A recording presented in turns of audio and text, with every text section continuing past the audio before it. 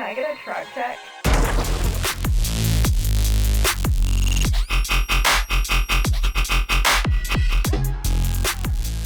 Seminole fans, welcome to Tribe Check. My name is Emily Peters. I'm your host. Thank you so much for joining me today.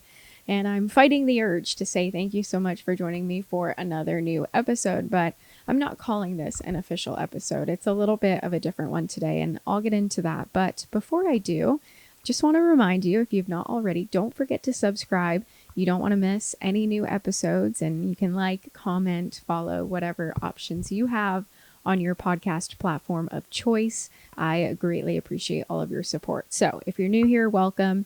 If you are returning, if you're back for more, welcome back. I appreciate all of you guys so much. And I mentioned, normally you can listen to this podcast on all podcast platforms, but I'm only releasing this one on YouTube. So that means you're here with me. So hello.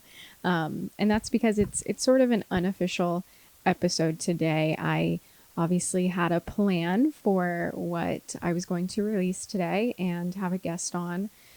It didn't necessarily feel appropriate though, after, of course, all events at home were canceled this past weekend. And of course, what happened at Florida State on Thursday. And I think especially for me, I want to have the right thing to say in these kinds of situations.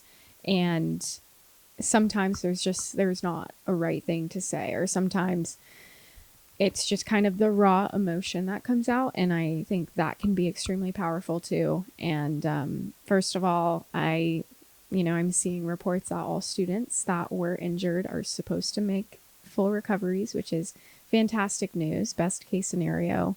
I'm so sorry to the families who lost a family member in this absolutely horrific thing that happened, something that is so avoidable, and we need change. We very, very clearly need change. And it hits so close to home when it's a place like Florida State that's a second home for so many of us. It was my second home for nearly a decade, and still going back there, it feels like home. And it's a place that's supposed to be safe. Like, that's kind of the bottom line. And I hate that this happened. I'm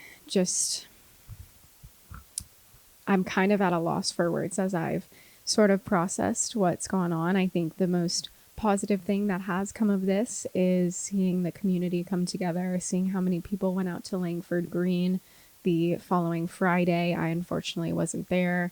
But I was actually driving to town on Thursday morning to work the baseball series against Virginia that we were supposed to have, of course, this weekend.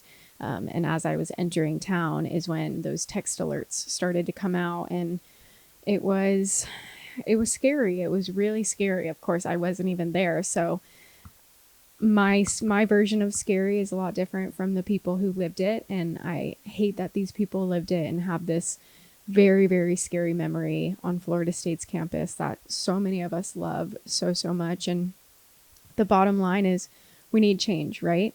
But moving forward, I didn't feel like it was appropriate to just kind of have a normal episode and not address these things. And I wanted to kind of bring a more positive episode to you guys and bring you guys something to make you guys happy, and something that also makes me really happy. So a couple of months ago, I had the idea that when Tribe Check turned 1 on March 18th to the day, I would kind of put together a montage of my guests just to pay tribute to everyone that I've had on to Tribe Check, the amazing guests that I've had and the fun interviews, just to kind of pay homage to what a year of Tribe Check was.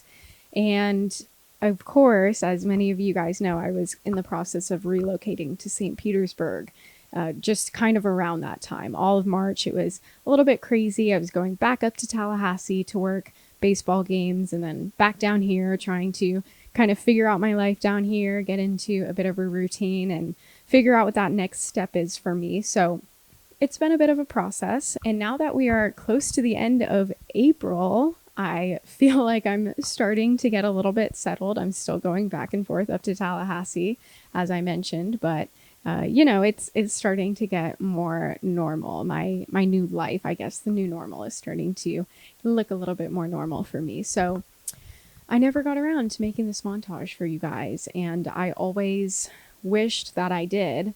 And so this weekend, I figured that would boost my mood and be something fun to work on and finally share with you guys.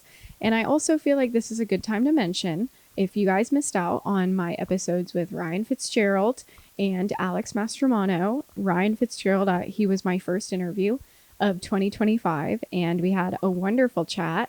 And then Alex Mastromano was only a few weeks ago. And the NFL draft is coming up this Thursday.